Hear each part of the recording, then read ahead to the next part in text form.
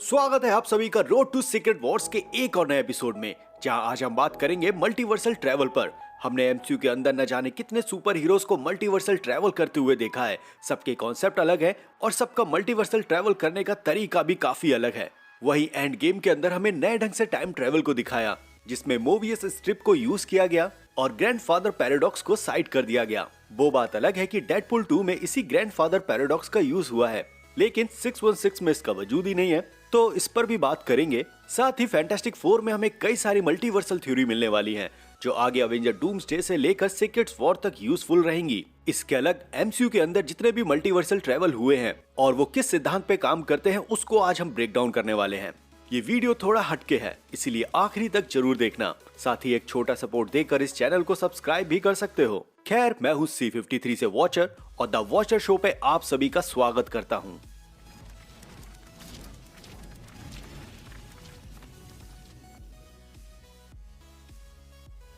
तो फैंटास्टिक 4 के ट्रेलर में हमने मिस्टर फैंटास्टिक को मल्टीवर्स की थ्योरी का ब्रेकडाउन करते हुए देखा। इस जगह पर ये बड़ा ब्लैक बोर्ड है और यहाँ पर कई सारी मल्टीवर्सल थ्योरी हैं। मैंने इस चीज को अपनी पिछली ब्रेकडाउन वाली वीडियो में कवर किया था, लेकिन अब इसको जरा डिटेल्स में कवर करते हैं। तो यहाँ ये जो फिगर है वो वार्म होल को दर्शाती है। अगर हम इसको इनहेंस करके देखेंगे तो समझ में आ जाएगा कि यहाँ क्या क्या लिखा है। अब हमें क्लियर दिख रहा है कि एक तरफ लिखा है इंटर, दूसरी तरफ लिखा है एग्जिट, और इसी एग्जिट के नीचे लिखा है अनदर यूनिवर्स। ये पूरा फिगर वार्म होल की थ्योरी पर बेस है, जिससे ये कल्पना की जा सकती है कि एक यूनिवर्स से दूसरे यूनिवर्स जाया जा सकता है। लेकिन ये इतना आसान नहीं है, क्योंकि इसके साथ कुछ चीजें और भी जुड़ी हुई हैं। इसीलिए यहाँ नीचे एक और फिगर है जो षटकोण जैसा है, या इसको पेनरोज डायग्राम भी बोल सकते हैं। अब इस फिगर को भी इनहेंस करते हैं तो कुछ चीजें और भी नजर आती हैं। जैसे यहाँ साइड में लिखा है अनस्टेबल एक्सोटिक मैटर, या इसको हम अनस्टेबल मॉलिक्यूल्स भी बोल सकते हैं। इसी एक्सपेरिमेंट का यूज मिस्टर फैंटास्टिक ने अपने लिए सूट और कपड़े बनाने के लिए किया है, क्योंकि जब हम जॉनी के कपड़े जलते हुए देखते हैं तो वो जलते नहीं है। सू जब भी गायब होती है उसके कपड़े भी साथ में गायब होते हैं, और मिस्टर फैंटास्टिक जब स्ट्रेच करते हैं अपने हाथ पैर जितना भी लंबा करते हैं, ये कपड़े उसी सिद्धांत पर वैसा ही रिस्पॉन्स करते हैं। फिर इसके नीचे लिखा है यहाँ स्ट्रेस एनर्जी टेंसर, या कर्वेचर ऑफ स्पेस टाइम। ये सिद्धांत वहाँ यूज होता है जब आप एक यूनिवर्स से दूसरे यूनिवर्स में जाते हो, तब स्पेस टाइम थोड़ा अलग रिएक्ट करता है। फिर इसके बाद आती है पेनरोज डायग्राम की बारी, और इसके बारे में आप इंटरनेट गूगल पे इजीली पढ़ सकते हो, लेकिन फिर भी मैं आपका समय बचाऊंगा और इसको मैं अच्छे से एक्सप्लेन करने की कोशिश करता हूँ। सबसे पहली बात, मार्वल यहाँ मजाक नहीं कर रहा है। वो इतनी जटिल चीजों को लोगों के सामने लेके आ रहा है जिसे सामान्य लोग भी समझ नहीं पाते। मैं यहाँ कोई ऊंच नीच नहीं कर रहा हूँ, लेकिन आप खुद समझ जाओगे कि मैं यहाँ क्या बताने की कोशिश कर रहा हूँ। तो पेनरोज डायग्राम मल्टीवर्स के किसी भी यूनिवर्स की यात्रा करने के सिद्धांत को और भी ब्रॉड कर देता है। इसमें black hole, white hole, parallel universe और एक न्यू यूनिवर्स का भी नाम है। साथ ही होरिजोन, पैरेलल होरिजोन और एंटी होरिजोन जैसे नाम भी शामिल है। और मैं अभी इसको और भी सरल करता हूँ ताकि आप इस चीज को और अच्छे से समझ सको। तो यहाँ पर ये जो नीला एरो है वो आप हो। आप एक यूनिवर्स से दूसरे यूनिवर्स का ट्रैवल शुरू करते हो, तब आप एक यूनिवर्स से दूसरे यूनिवर्स में ऐसे ही डायरेक्ट नहीं पहुंचोगे। सबसे पहले ये यूनिवर्स होगा जहां से आप शुरुआत करते हो, फिर ब्लैक होल, फिर वार्म होल, फिर व्हाइट होल और फिर एक और नया यूनिवर्स। और जब वार्म होल के थ्रू गुजर रहे होते हैं, तब उसके पास में सटा हुआ होता है एंटीवर्स, और ये एंटीवर्स एक मिरर यूनिवर्स है जहां टाइम रिवर्स में चल रहा है। अब आप इस थ्योरी को याद रखना, क्योंकि पिछले एमसीयू में जितने भी इवेंट हुए हैं टाइम ट्रेवल या मल्टीवर्सल ट्रेवल के, उसको इससे कनेक्ट करके समझाया जाएगा। फिलहाल यहाँ सवाल ये आता है कि मिस्टर फैंटास्टिक इस पर अपना दिमाग खर्ची क्यों कर रहे हैं? क्या उन्हें पैरेलल यूनिवर्स के बारे में समझ में आ गया है, या ऐसा क्या हो सकता है कि बीवी बच्चे होने के बावजूद ये दूसरे यूनिवर्स जाने के लिए तड़प रहे हैं? इसकी भी कई सारी थ्योरीज है जिस पर हम आने वाली वीडियो पे बात करेंगे, लेकिन यहाँ मार्वल ने एक चीज तो कंफर्म कर दी है इस पेनरोज डायग्राम से, कि मल्टीवर्सल ट्रेवल ब्लैक होल के थ्रू ही हो सकता है। अब यहाँ पर आपके दिमाग में ये भी चीज चल रही होगी कि हमने एमसीयू में कई लोगों को मल्टीवर्सल ट्रैवल करते हुए देखा, तब हमें वहाँ पर ब्लैक होल तो दिखाई नहीं दिया। जैसे TVA का टाइम गेट, अमेरिका चैविस, और द मार्वल्स में हमें एक दूसरी अर्थ दिखी थी, वो भी। वहीं स्पाइडरमैन नो वे होम में भी मल्टीवर्सल ट्रैवल हुआ था, जहाँ स्पाइडरमैन के सभी विलन्स और बाकी भी स्पाइडरमैन इस यूनिवर्स में आ गए थे। पर हम इस चीज को साइड में ही रखते हैं, क्योंकि ये चीज मैजिक से यूज हुई है। डॉक्टर स्ट्रेंज से एक ऐसी गलती हुई है जो कोई गलती नहीं करते। फिलहाल ये भी मुद्दा चर्चा का विषय है जिस पर हम बाद में बात करेंगे। तो एमसीयू में अभी तक जितना भी मल्टीवर्सल ट्रैवल हुआ है और जिस ढंग से किया गया है, उसने ये व्हाइट होल और ब्लैक होल दोनों को बाईपास कर दिया। कैसे, जरा इस चीज को भी समझते हैं।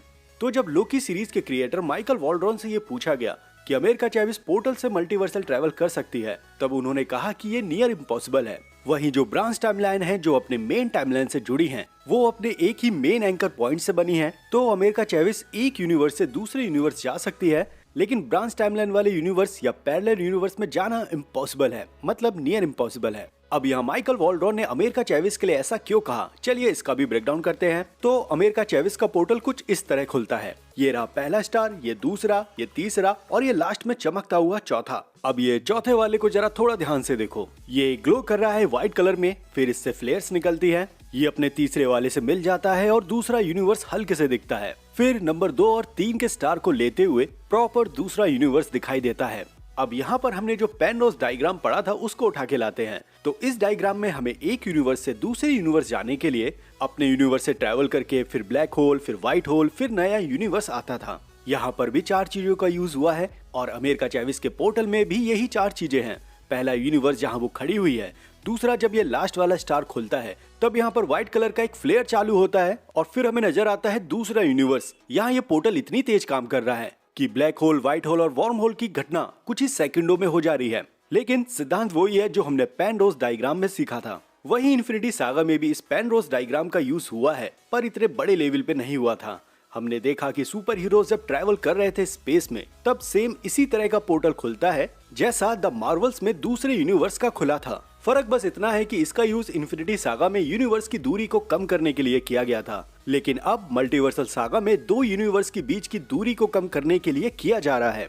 वहीं द मार्वल्स मूवी में डार्क बेन इस वेंगल का यूज करती है स्पेस में। वो इस प्रोसेस में मर गई थी, लेकिन उसका मल्टीवर्सल पोर्टल खोलने का कोई इरादा नहीं था, लेकिन फिर भी ये हुआ। खैर, जैसे ही पोर्टल ओपन हुआ, हम देख सकते हैं कि लाइट होल में नीचे खिंच रही है। ये सेम वार्म होल वाला एक्सपीरियंस है और लास्ट में हम ब्लैक होल को भी देख सकते हैं। और फिर सब कुछ हट जाने के बाद हमें दिखाई देता है दूसरा यूनिवर्स और इधर मोनिका रैम्बो एक्सप्लेन करती है कि यहाँ हो क्या रहा है। वो बताती है कि ये सेल्फ प्रोपेगेटिंग सिंगुलैरिटी है, वो भी अपने नेगेटिव मास के साथ। अब आप यहाँ पर सिंगुलैरिटी और नेगेटिव मास को अपने दिमाग में रखिए। इसके साथ वो ये चीज भी ऐड करती है कि ये नॉन नियोनियन टोपोलॉजी है। हमारी तरह मिस मार्वल को भी समझ में नहीं आ रहा था कि ये बातों का मतलब क्या है। फिर मोनिका रैम्बो सरल शब्दों में कहती है कि स्पेस टाइम में होल हो गया है और हम अपनी आंखों के सामने दूसरी रियलिटी को विटनेस कर रहे हैं। और फिर इसके बाद जब मोनिका रैम्बो इस यूनिवर्स में पहुंच जाती है, तब बीस्ट बताता है कि तुम हमारे पैरेलल यूनिवर्स से हो। सेम इसी चीज को ह्यू रूमेंस ने भी समझाया था कि एक यूनिवर्स के ऊपर नीचे कई सारे और भी यूनिवर्स हैं जो एक दूसरे के पैरेलल हैं। वहीं दूसरी तरफ मार्वल का एक और शो है, शायद आपने वो नहीं देखा होगा। जी हाँ, मैं बात कर रहा हूँ मून गर्ल की। इसके सीजन 1 में मून गर्ल को एक पोर्टल अंदर खींच लेता है और ये जिस रास्ते के थ्रू ट्रेवल कर रही होती है उसको इंटरडायमेंशनल हाईवे कहा जाता है और यहाँ इसके साथ बियॉन्डर होता है। और कमाल की बात ये भी है कि ये जो बियॉन्डर है मून गर्ल में, ये बिल्कुल सेम वैसे ही पावर रखता है जैसा हमने मार्वल कॉमिक्स में देखा है। फिलहाल बियॉन्डर यहाँ मून गर्ल से कहता है कि ये जगह तुम्हारे जैसे इंसानों के लिए नहीं है और जो आप यहाँ पर इंटरडायमेंशनल हाईवे देख रहे हैं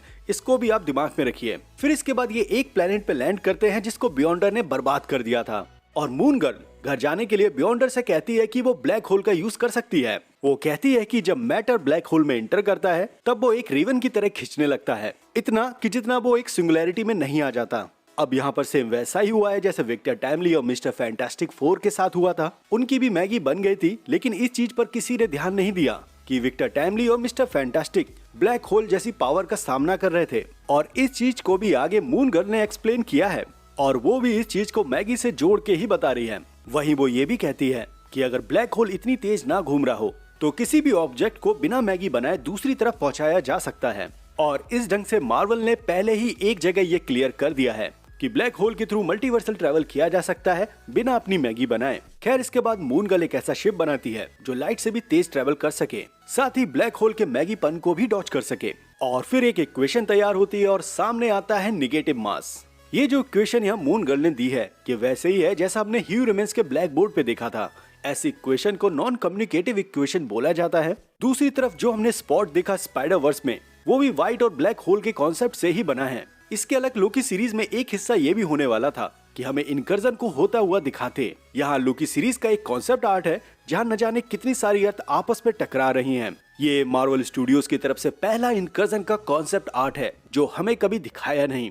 यहाँ हम इस चीज को देख सकते हैं कि कई सारी अर्थ एक अर्थ के आसपास आ गई है और इन सभी अर्थ का एक अर्थ पे आ जाना ये ट्रेवल हो सकता है उसी हैक से जिसको हमने द मार्वल्स में देखा, एंड गेम में सुपर हीरो जैसे ट्रेवल किया वो, और फैंटास्टिक फोर जिस पर स्टडी कर रहे हैं वो भी। फिलहाल उधर मून गर्ल ने मल्टीवर्सल ट्रेवल के लिए एक इक्वेशन दी और एक नेगेटिव मास को बताया।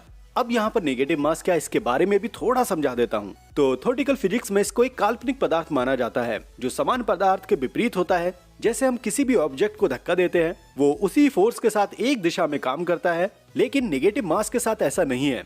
अगर आप उसे जितना धक्का दोगे तो वो दूर जाने की बजाय आपकी ओर गति करेगा, और इसीलिए जब शिप ब्लैक होल में ट्रेवल करेगा तब अगर नेगेटिव मास की कैलकुलेशन सही नहीं हुई तब शिप पर जितना भी फोर्स लगाया जाएगा आगे बढ़ने के लिए वो उतना पीछे आता रहेगा। इसीलिए ब्लैक होल में ट्रेवल करने के लिए आपको सही कैलकुलेशन चाहिए नेगेटिव मास की, और इसी चीज के बारे में मोनिका रैम्बो ने पहले बताया था।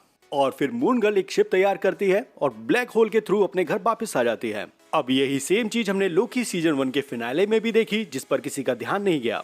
हमें एक यूनिवर्स दिखाई दिया, फिर वहाँ बिग बैंग हुआ, और फिर धीरे धीरे बाहर निकलते हुए हमने एक ब्लैक होल को देखा, और बाहर निकलते हुए इसी के पास में था दूसरा ब्लैक होल, और फिर हम इस ब्लैक होल के अंदर जाते हैं। हमें इंटरडायमेंशनल हाईवे दिखाई देता है जिसको हम टाइमलाइंस कहते हैं, और यहाँ ये मल्टीवर्सल इंटरडायमेंशनल हाईवे ये बिल्कुल वैसा ही है जैसा हमने मून गर्ल सीरीज में देखा है। फिर इसके बाद फाइनली हमें सेक्रेट टाइमलाइन दिखाई जाती है और बीच में देखते हैं सिटाडेल। यह वास्तव में हमें एक ब्लैक होल से दूसरे ब्लैक होल में जाते हुए इसलिए दिखाया जा रहा है ताकि ये हम अच्छे से समझ सके कि मल्टीवर्सल ट्रैवल ब्लैक होल के जरिए ही हो सकता है। दूसरा एरिशम द जज जो सेलेस्टियल है वो भी ब्लैक होल के थ्रू ट्रैवल करता है, क्योंकि जब आप इसको यहाँ जाते हुए देखते हो तब यहाँ आप क्लियर देख सकते हो कि ये एक ब्लैक होल है। वही एक्समैन 97 एनिमेटेड सीरीज में भी एस्टेरॉइड एम ने ब्लैक होल को भी क्रिएट किया। स्पाइडरमैन होमकमिंग मूवी में भी ब्लैक होल ग्रेनेड का यूज किया है, जहां वल्चर के चिंटर पिंटर इसको खुला बेच रहे थे, और इस चीज का यूज हमने डार्क एल्प्स को भी करते हुए देखा है। जब ये चीज यहाँ यूज होती है तब आप यहाँ पर एक मिनी ब्लैक होल को इजीली देख सकते हो। फिर इसके बाद व्हाट इफ सीजन 2 के फाइनल में जब डॉक्टर स्ट्रेंज अपना एक नया यूनिवर्स बना रहे होते हैं और वो जिस फोर्स डिवाइस का यूज करते हैं उसने एक नए यूनिवर्स को ही क्रिएट कर दिया, और यहाँ कैप्टन कार्टर और वॉचर एक नए यूनिवर्स को बनता हुआ देख रहे हैं। और जो ये आपके सामने हो रहा है ये ब्लैक होल तो नहीं है, दरअसल ये व्हाइट होल है जिसके बारे में हमने पेनरोज डायग्राम में पढ़ा। साथ ही वॉचर ने यहाँ पर एक अच्छी चीज पॉइंट आउट की कि डॉक्टर स्ट्रेंज ने एक नए यूनिवर्स को क्रिएट किया लेकिन वो कभी इस यूनिवर्स में पैदा नहीं हुआ। यही सेम चीज लागू होती है ही ह्यूमंस के ऊपर। उसने भी मल्टीवर्स और या टाइम लूप, सेक्रेट टाइमलाइन ये सारी चीजें बनाई, लेकिन वो कभी इसमें पैदा ही नहीं हुआ। इसके अलग जब स्पाइडरमैन फार फ्रॉम होम में स्पाइडरमैन मिस्टीरियो से मिलता है तब यहाँ स्पाइडरमैन इनिशियल सिंगुलैरिटी को भी मेंशन करता है, और ये चीज हमने अभी अभी समझी है कि इसका सीधा लेना है ब्लैक होल से। तो भाई लोग ये था मल्टीवर्सल ट्रैवल के ऊपर थोड़ा ज्ञान। आई होप आपको वीडियो पसंद आई होगी, तो प्लीज चैनल को सब्सक्राइब जरूर करना, साथ ही बेल आइकन को भी ऑल पर सेट कर देना, क्योंकि अब ऐसा ही बहुत कुछ आपके सामने आने वाला है। फिलहाल तब तक आप अपने मजे लो, ध्यान रखो, लव यू एंड बाय।